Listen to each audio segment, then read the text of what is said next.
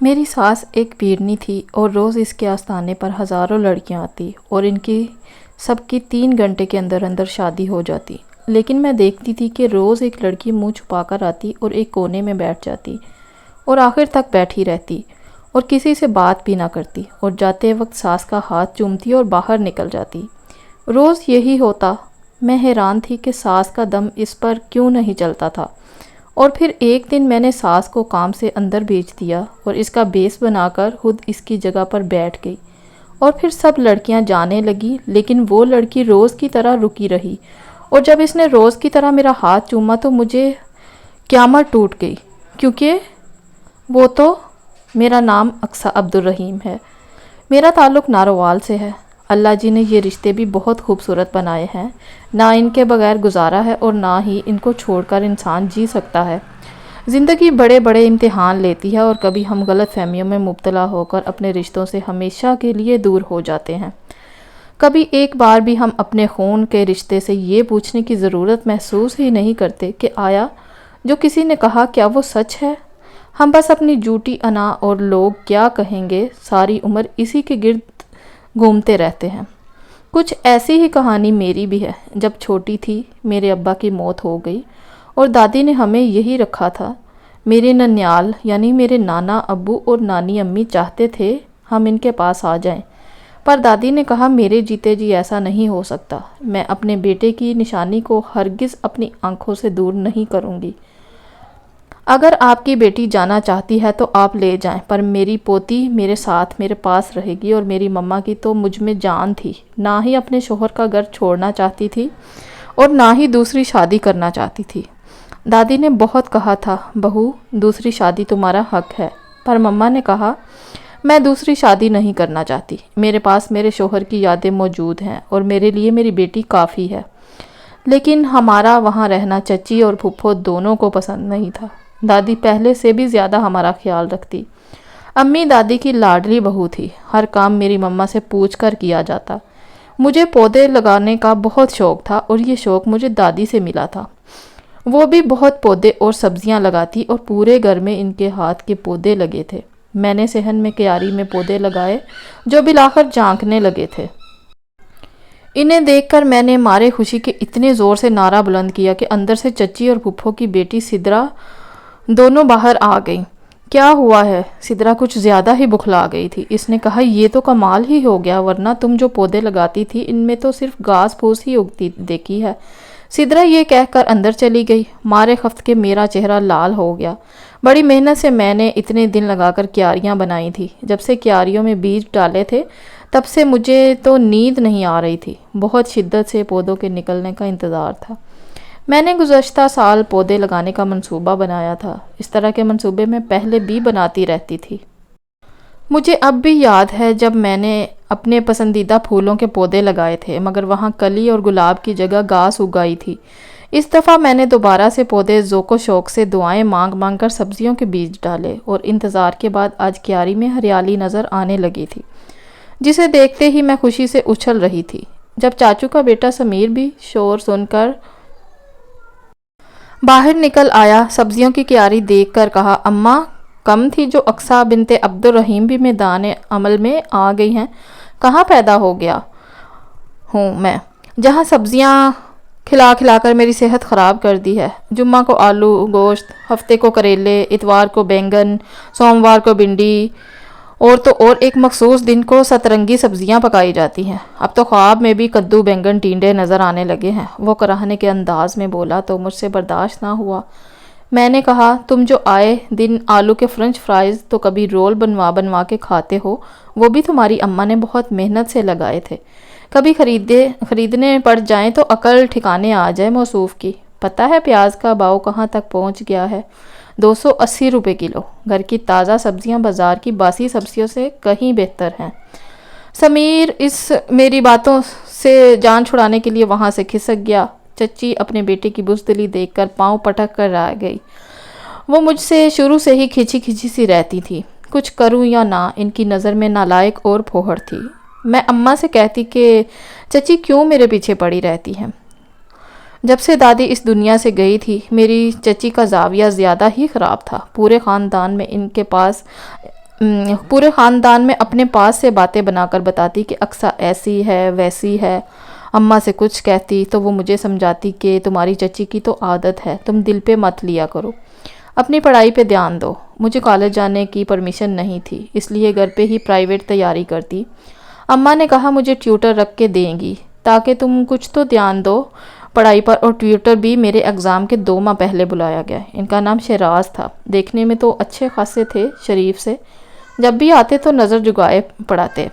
مجھے پڑھائی میں خاص دلچسپی نہیں تھی، ایف اے جیسے تیسے کر لیا، مگر اب بی اے میں کامیاب ہونا مجھے محال لگنے لگا، اور سر شیراز کو تنگ کرتی تاکہ وہ خود ہی پڑھانے سے انکار کر دے، مگر شیراز بھی اپنے نام کا ایک تھا، شاید اس نے سوچ لیا تھا کہ مجھ جیسی نالائق کا دماغ ٹھیک کر کے رہیں گے۔ اماں کو بھی میری نالائکی پر غصہ آتا تھا۔ اماں خود اپنے زمانے میں دوران تعلیم ایک ہونہار طالبہ رہ چکی تھی، مگر اماں کہتی تھی تم پتہ نہیں کس پہ چلی گئی ہو جو میری ناک کٹوانے پہ تلی ہو۔ جس طرح اماں مجھ پر اپنی دولت ضائع کر رہی تھی، اس سے اماں اکثر فکر مند رہنے لگی تھی۔ مجھے اب اماں پریشان نظر آتی تھی۔ ایک دن مجھے اپنے پاس بلایا اور کہا کہ میں چاہتی ہوں اقصیٰ اپنے پاؤں پہ کھڑی ہو جاؤ، کچھ بن جاؤ، میں جو اب تک یہاں صبر سے سب کچھ برداشت کر رہی ہوں تو وہ صرف تمہارے لیے، مگر میں سوچتی ہوں اگر مجھے کچھ ہو گیا تو تمہارا کیا بنے گا۔ اماں کی آنکھوں میں آنسو تھے، مجھ سے دیکھا نہ گیا، اور اماں کے گلے لگ کر میں بھی رو دی۔ چاچو اور چاچی تو پہلے ہی ہمیں برداشت نہیں کرتے تھے۔ ایک دن جب چچی اماں کو مہمانوں کے سامنے باتیں سنا رہی تھی اور اماں چپ سادے سب برداشت کر رہی تھی، اس دن سے میں نے سوچ لیا تھا کہ اب مجھے کچھ کرنا ہے، آگے بڑھنا ہے، اور اب میں اپنی تعلیم کو سیریس لے رہی تھی۔ میرا پڑھنا چچی سے برداشت نہ ہوا، انہوں نے سازشیں شروع کر دی، کبھی میری کتابیں چھپا دیتی، کبھی سر شیراز کے آنے پر ان کو کہتی کہ اقصیٰ تو کہیں گئی ہے، وہ چپ چاپ واپس چلے جاتے۔ چچی کا بیٹا لندن سے واپس آیا تھا، میں سمیر کو ایک اچھا انسان سمجھتی تھی۔ ایک دن وہ مجھے اپنے ساتھ باہر لے گیا کہ چلو تمہیں اپنا بزنس سیٹ کرنے پر ایک اچھی سی ٹریٹ دوں، اور ایک میں تمہارے لیے باہر سے کچھ لا نہیں سکا، اس لیے چلو میرے ساتھ۔ میرے لاکھ مرنا کرنے پر بھی وہ نہ مانا تو مجھے ساتھ جانا پڑا۔ اس دن اس کی اصلیت سامنے آئی جب وہ رات کو میرے کمرے میں آیا اور کہنے لگا کہ میں تمہیں پسند کرتا ہوں۔ میں نے کہا سمیر بھائی آپ میرے لیے میرے بھائی کے جیسے ہیں، ایسا سوچ بھی کیسے لیا؟ وہ اپنی حد سے بڑھنے لگا تھا، میں نے اس کے منہ پر تھپڑ مار دیا، لیکن وہ جانور بن چکا تھا۔ میں چلانے لگی، میری ماں رات کے اس وقت پتہ نہیں کیسے آ گئی، شاید اللہ نے اپنا کرم کیا تھا، میری عزت رکھ لی، اور اماں اس کو تھپڑ مار رہی تھی جب اس نے اماں کو دھکا دیا اور میری ماں دروازے سے ٹکرا کر سیڑھیوں سے نیچے گرتی چلی گئی۔ ان کا بہت خون بہہ رہا تھا، فوراً ہسپتال لے کر گئے، لیکن میری ماں اس دنیا سے جا چکی تھی۔ میرے اوپر قیامت پر قیامت ٹوٹ رہی تھی۔ جیسے اماں کا جنازہ اٹھا، میری چاچی نے مجھے بازو سے پکڑا اور کہا بد کردار نکل جاؤ ہمارے گھر سے۔ مجھ پر یہ الزام لگا دیا گیا کہ میں نے اس کے بیٹے کو بہکا رہی تھی، اور تبھی میں نے اپنی ماں کو دھکا دیا۔ چچی مجھے دھکے دینے لگی، سبھی لوگ دیکھ رہے تھے۔ ایک پل میں میری عزت خاک میں مل چکی تھی، میرے پاس کچھ نہیں بچا تھا۔ میرے ساتھ کیا ہو رہا تھا مجھے کچھ سمجھ نہیں آ رہا تھا۔ مجھے نکال کر گیٹ بند کر دیا اور میں وہی دروازے میں بیٹھی چیختی چلاتی رہی۔ جب مجھے شیراز نے، جو مجھے ٹیوشن دینے آتا تھا، اس نے دیکھا، ساری بات سنی اور میرے گھر والوں سے بات کی، پر میری چچی نے کہا اتنے سگے بنتے ہو تو جا کر خود نکاح کر لو، اور شیراز مجھے گھر لے آیا تھا۔ اس کی ماں بہت اچھی تھی، انہوں نے ہمارا نکاح کر دیا۔ میں یہ نکاح نہیں کرنا چاہتی تھی، پر شیراز نے کہا میں سچ میں تم سے شادی کرنا چاہتا تھا۔ اس حوالے سے تمہاری والدہ سے بات بھی کی تھی، لیکن میری بہن کا ایکسیڈنٹ ہو گیا جس میں اس کی موت ہو گئی، اور جب تمہارے گھر آیا تو تمہاری والدہ بھی اس دنیا سے جا چکی تھی۔ میں نے اپنی زندگی میں سنا تھا، بڑے کہتے تھے کہ اپنا مار کر چھاؤں میں پھینکتا ہے، لیکن اب وہ دور آ گیا ہے کہ اپنے آپ پر سے چھاؤں چھین لیتے ہیں اور آپ کو چلچلاتی دھوپ کی زد میں ڈال دیتے ہیں۔ آج کل کے اپنے اپنے نہیں ہوتے۔ میرے اپنوں جو میرے ساتھ کیا تھا، میں نے اپنا معاملہ اوپر والے کے سپرد کر دیا تھا۔ میری ساس پیرنی تھی، وہ عام پیرنیوں جیسی نہیں تھی جو پیسہ لیتی یا تویز داغا کرتی، میری ساس بس دعا کرتی تھی، اور روز ان کے آستانے پر بہت سی لڑکیاں آتی تھیں، لیکن میں حیران تھی، جیسے 3 گھنٹوں کے اندر لڑکیوں کی شادی ہو جاتی ہے، لیکن وہاں ایک لڑکی نقاب میں منہ چھپائے ہوئے آتی اور ایک طرف بیٹھ جاتی، اور وہ لڑکی روز آتی۔ مجھے حیرت ہوتی کہ وہ میری ساس کا ہاتھ کا بوسہ لیتی اور کچھ کہے بنا چلی جاتی۔ مجھے تجسس ہوا، میں جاننا چاہتی تھی کہ اس کے پیچھے کون ہے۔ کون ایک دن میں نے ساس کو کسی کام سے باہر بھیجا اور خود چادر اوڑھ کر ساس کی جگہ بیٹھ گئی۔ جب وہ لڑکی آئی اور جب میرے ہاتھ کو بوسہ دینے لگی تو میں نے اس کا ہاتھ پکڑ کر چہرے سے نقاب ہٹایا تو مجھ پر حیرت کے پہاڑ ٹوٹ پڑے، کیونکہ نقاب میں منہ چھپائے جو میرے سامنے تھی وہ تو میری نند تھی جو 3 سال پہلے مر چکی تھی۔ اس کا اتنی بری طرح ایکسیڈنٹ ہوا تھا کہ کوئی پہچان نہیں سکتا تھا۔ وہ اس ایکسیڈنٹ میں آگ لگنے سے جل گئی تھی۔ میری نند نے میرے آگے ہاتھ جوڑے کہنے لگی، بابی، آپ کو آپ کے ہونے والے بچے کا واسطہ کسی کو میرا مت بتانا، ورنہ سب کی عزت خاک میں مل جائے گی۔ پھر میری نند نے اپنے بارے میں بتایا کہ وہ لاش کسی اور کی تھی، کیونکہ آپ ہمارے خاندان کے بارے میں کچھ نہیں جانتی۔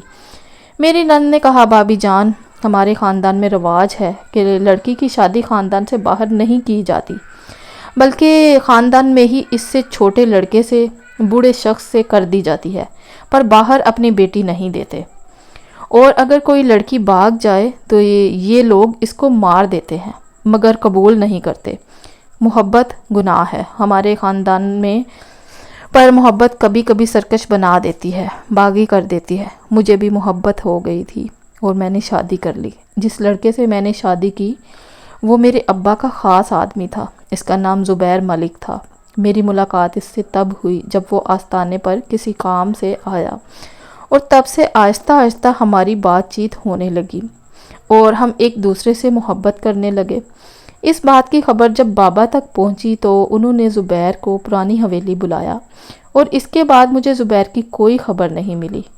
ہماری حویلی میں ملازمہ تھی، میں نے کسی طرح اس کو بیچ کے زبیر کا پتہ کروایا۔ اس نے کہا، زبیر کو تو پرانی حویلی کے قید خانے میں بند کر دیا گیا ہے، اسے بھوکا پیاسا رکھا جاتا ہے۔ مجھے اپنے کانوں پہ یقین نہیں آ رہا تھا۔ مجھے اپنے گرد زمین گھومتی محسوس ہوئی۔ جب ملازمہ نے مجھے سہارا دیا، میں اسی وقت چادر اوڑھی اور اسی ملازمہ کے ساتھ پرانی حویلی پہنچی۔ سب پہرے دار سو رہے تھے۔ میں نے چپکے سے چوکی دار کے سامنے سے چابی اٹھائی اور زبیر کو ملازمہ کی مدد سے وہاں سے نکالا۔ وہ چل نہیں پا رہا تھا، اس کو بہت مارا گیا تھا، جس وجہ سے وہ زخمی تھا۔ میں نے زبیر کو دل سے چاہا تھا، اس کی یہ حالت مجھ سے دیکھی نہیں جا رہی تھی۔ زبیر کو اس کے ایک دوست کے پاس چھوڑا۔ اس نے کہا وہ زبیر کو سنبھال لے گا، آپ گھر جائیں، رات کے 12 بجنے والے ہیں، پیر سائیں آپ کو ڈھونڈ رہے ہوں گے۔ میں ملازمہ کے ساتھ واپس آئی تو اماں سامنے برآمدے میں بیٹھی میرا انتظار کر رہی تھی۔ میرے دل کی دھڑکن مزید تیز ہو گئی۔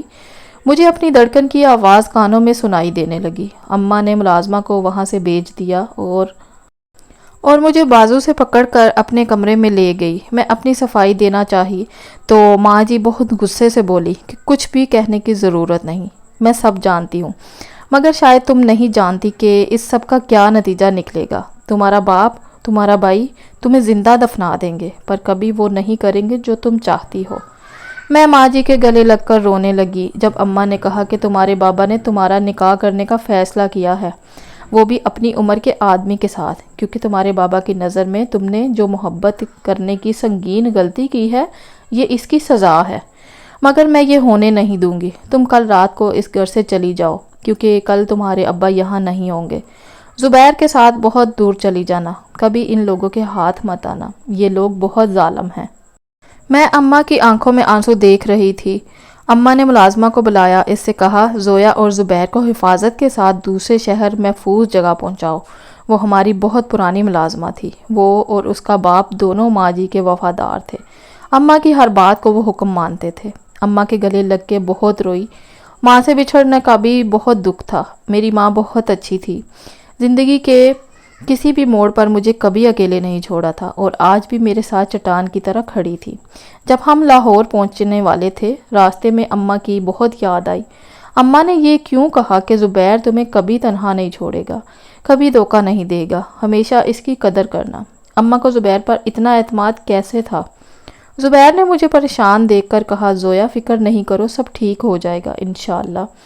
زبیر بہت اچھا تھا۔ راستے میں اچانک ہمارا ایکسیڈنٹ ہو گیا، ہر طرف آگ تھی، پھر پتہ نہیں کیا ہوا۔ جب مجھے ہوش آیا تو ہم ہسپتال میں تھے۔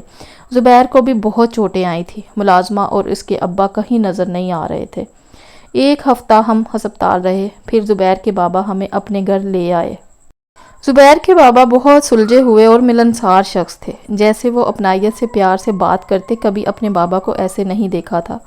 ماں جی سے بھی کھچے کھچے سے رہتے، ہر وقت غصہ کرتے، اور کبھی انہیں ماں جی کے ساتھ ہنستے نہیں دیکھا تھا، اور نہ ہی کبھی ماں جی سے نرمی سے بات کرتے ہوئے دیکھا تھا۔ ہر وقت روب جاڑتے دیکھا تھا۔ شہراز بھائی بھی بابا سے ان کے کام سے خار کھاتے تھے۔ بھائی مجھ سے بہت پیار کرتے تھے۔ میں نے اماں سے کہا، بھائی مجھے معاف کر دیں گے؟ تو اماں نے کہا کہ اسے سمجھا لوں گی، تم اپنا اور زبیر کا خیال رکھنا۔ میں ابھی اماں کی باتیں سوچ رہی تھی، تب زبیر کے بابا انکل رحمان آ گئے۔ مجھے خاموش دیکھ کر بولے، بیٹا پریشان نہیں ہونا، جتنا مجھے زبیر پیارا ہے اس سے زیادہ تم مجھے عزیز ہو۔ انکل سے مجھے بہت اپنائیت محسوس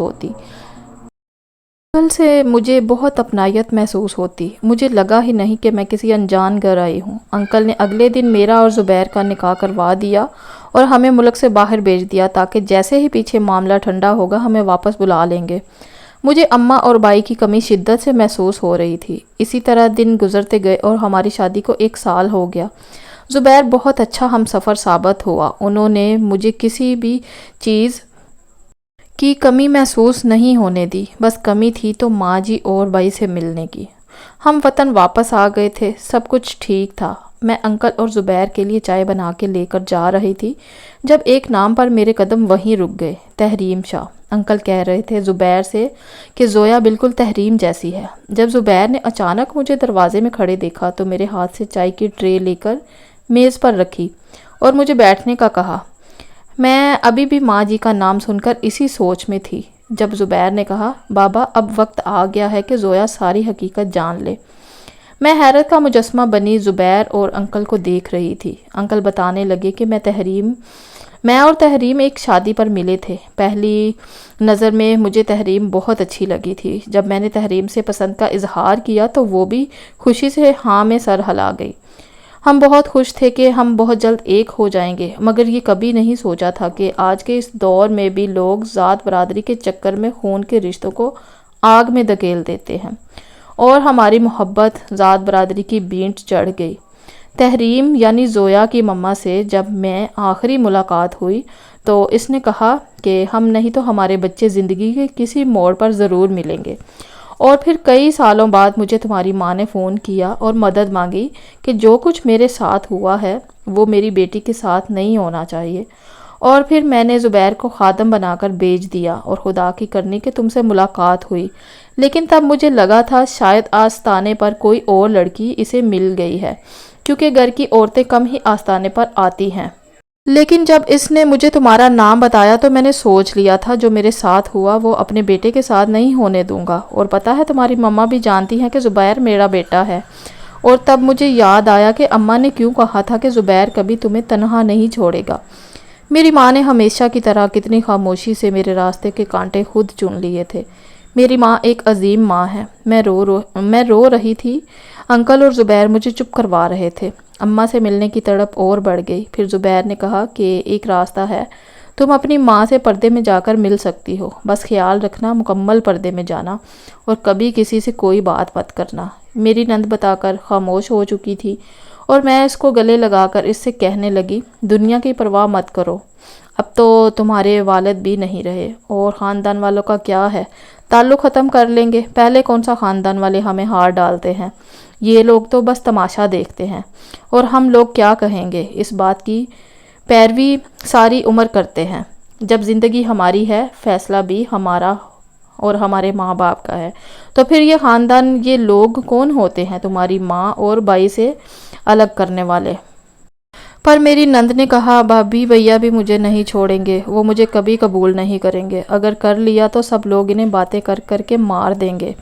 میں نے اپنی نند کو سمجھایا کہ ایسا کچھ نہیں ہوگا، تم میرا یقین کرو، تمہارا بھائی اپنے باپ سے بالکل مختلف ہے، وہ ان سب باتوں کو نہیں مانتا۔ میری نند پھر آؤں گی کہہ کر چلی گئی اور میرا رخ اپنی ساس کے کمرے کی طرف تھا۔ وہ جائے نماز پر بیٹھی تسبیح کر رہی تھی۔